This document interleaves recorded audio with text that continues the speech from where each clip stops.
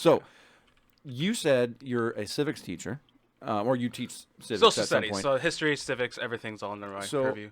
Tell us a little bit about your career in teaching. Career in teaching. So I went to Western Washington University, got a bachelor's degree in history/social studies, and so I can teach history, U.S. history, world history, civics.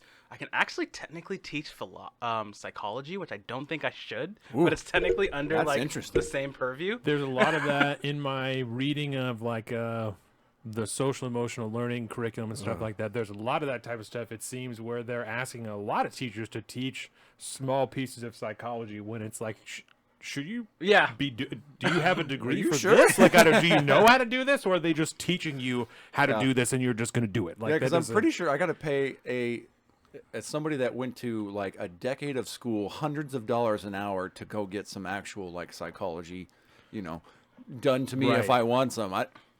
I'm not trying to throw shade on teachers, but I don't know if that's like in the general purview of your average teacher. It just doesn't seem like it should be. I don't know. That might just be me.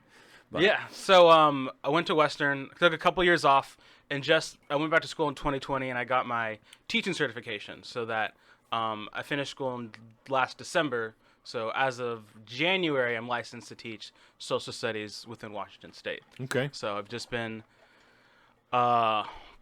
teaching a lot of U.S. history and civics. Those are my two main things in my positions. I had like a leave replacement, so I was a teacher for a couple months. And then I've just been subbing since then. I actually have an interview on Tuesday, so hopefully that goes well. For a permanent position? Nice. Excellent. Yeah. What grades do you usually teach? Secondary, so I can teach middle school and high school. Oh, nice. Word. So that's an all-encompassing. So there's primary school, which would be elementary school, K and then through after 5. that it's the same certification. Yeah. Oh, okay. Well, that makes sense to me, I guess. Elementary schools, it's a lot more parenting skills. Like, you're essentially a second parent to those kids. Right. That makes sense. Like, oftentimes, if you're like a first grade teacher, you probably see that kid more than their parents do. Very often. Oh, easy, yeah. Like, I used to work at the YMCA. I had kids who would come in at 7 a.m. and leave at 6 p.m. And so, like, they're at school for 11 hours of the day. And so, like, they're with their parents for, 2 hours and then go to bed? Yeah. And so, like, That's you're wild. with those kids for a fat amount of time of their life. You're essentially a second parent. Man. So we've talked about that a lot when we talk about Jordan's a stay-at-home mom, and that's part of the reason is because I fucking work 12 hours a day. Yeah. I would rather have his mom with him for 12 hours a day and have Reason's mom with her for 12 hours a day than some fucking person that I don't know, whether even if you're a great person or whatever, some fucking person that I don't know that is going to end up knowing my kid better than either I or his mom does because we want to do other shit, you know? Well, and on top of that, like, regardless, you could know the teacher. The teacher could be one of your friends you grew up with or something like that. You could know them. You could trust them. Could be Josh. Yes, 100%.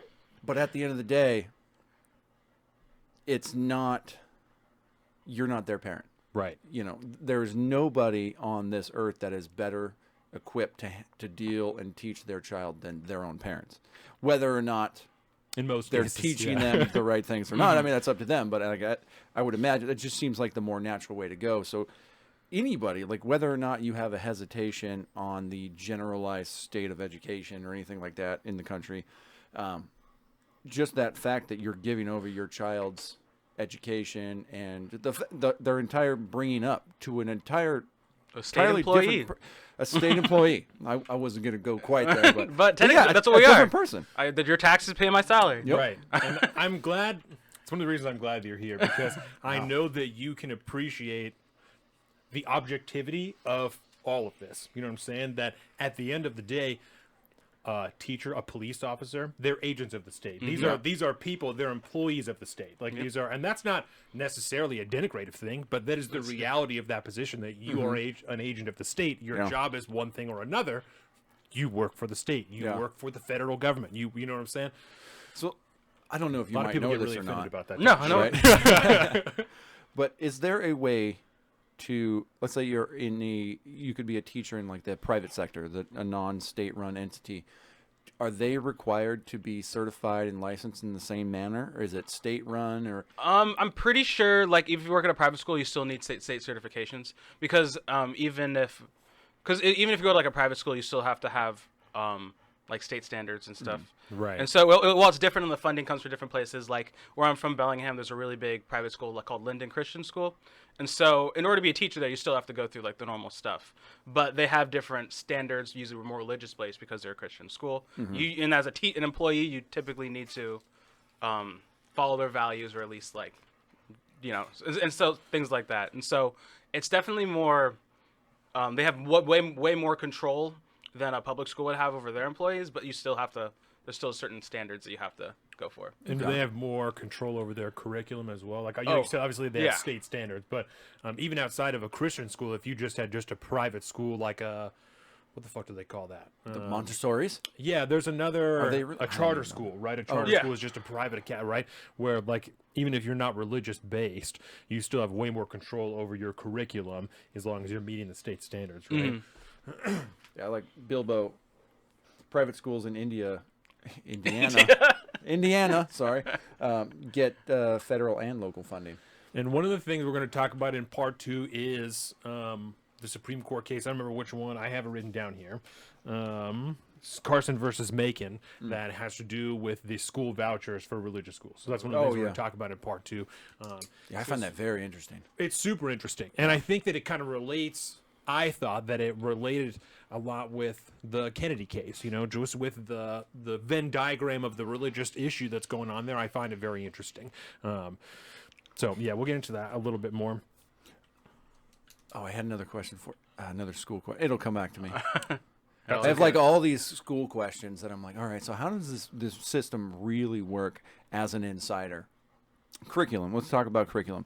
When you became a teacher, you got licensed and certified, you get hired at a school. How is a teacher that is brought on, whether it be a substitute or not, how are they informed about that particular school's curriculum? So first and foremost is state standards. Washington State has set certain state standards that as a teacher I have to meet. So first and head is the state. And then you have your district standards. They can depend, like for instance, Bellingham Public Schools, they do history categorically. So it's not, they don't go linearly, like they don't start, let's say U.S. history. We're not starting at Columbus and ending at like 9/11. It would go war, social justice, or like revolutions. And so it's it would bounce around, but they're all would be like thematically contained. Interesting. Like I'm sorry not to, but like per quarter of the school year or whatever? It like depends. Units, right? It would be units, and then it would depend. Like a lesson on war would probably be longer than one on organizing. Right. Organizing. That's interesting. So we had played around earlier with your Twitter bio, calling yourself an amateur historian, right? I take it you're a fan of history. Are you familiar with Dan Carlin's Hardcore History? Of course, dude. I literally just downloaded his Apache. Apache Tears? Apache Tears, and I was going to listen to that so good. on my run. Oh, it's so good. I love so, Nick.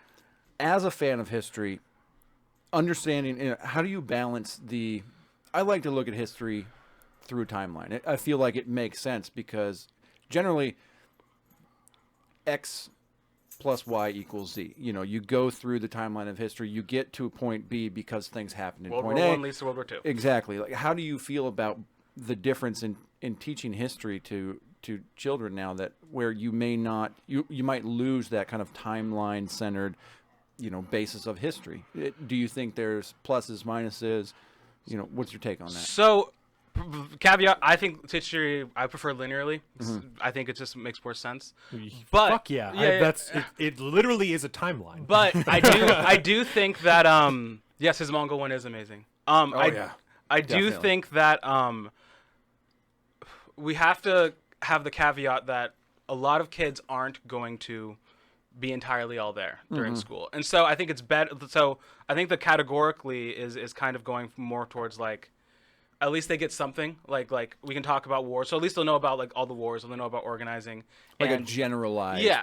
And it's a little bit easier to maybe have a little bit more concise, like 1 month lessons versus like if you miss like, I feel like if you miss like the Civil War unit, it might be a little bit harder to understand some of the more like maybe like later American like 1880s 80s and 90s stuff just because like that history. And so I do think there's a certain merit to it, but it also does leave the kids like really confused because linearly, because if you talk about World War, let's say talk about the Spanish-American War and then the World War II all in the same unit, they probably think this is a much more like condensed group of time, but that's like 50 years. And does that kind of modularization, does that carry out through the entirety of secondary education? So maybe by the time you graduate, you could piece together all these things and have a decent timeline? I think that's the goal. And again, that's the school district I student taught at, they just did history linearly, like the way that we typically think of it. And so, yeah, it does depend on the district and then the individual schools. Do you know how common it is, that style of teaching for history? Because it seems like It seems newer. feels like it would be super confusing. Like if I was a kid, especially in junior high, if you're just starting to learn about it, it feels like it would be really confusing to try and piece together that timeline if you're chunking it up like that into just subjects of history. Yeah, I think it could be more confusing. I like when I was doing a student teaching at a high school, and so I taught about this war is a great example, and so I went through so I started at the Civil War and then I ended at Vietnam, and so Really? yeah, because like I have to go through like 100 years of war, and I had like a month to do it. And so it kind of, and so like the kids, and it was super condensed. It was an interesting time. Well, I'm sorry. What grade did you say this was? This was U.S. history is like 10th, 11th grade there. Yeah. Okay. So- yeah, I think that we were juniors when we took U.S. history. I'm Mr. Land. I'm pretty sure I was a junior. Yeah. So I think by doing that, you do get more of the conversation about conflict. Like we stayed mostly on conflict and the idea of like why do people fight and like why do we fight in World War I? Why did we fight in World War II? And so we have like a little bit of like cohesion, but I do think that like there's a little bit of I think there is a bit of confusion on I guess it's like the length of things because Right. it is hard to like, you know, if you're talking about the Civil War in 1 week and then 2 weeks later you're at World War II. Right. And like I did do it linearly within the war, so I think that helped a little bit. But I definitely felt like I wish I could have branched off and been talking about like Civil War and then talked about, you know, African American justice because like we had Reconstruction, Right. and then transition towards like Western expansion and then get to like the Spanish American War. Welcome to the south of the streets, coming at you every week with this food for thought. Hope you ready.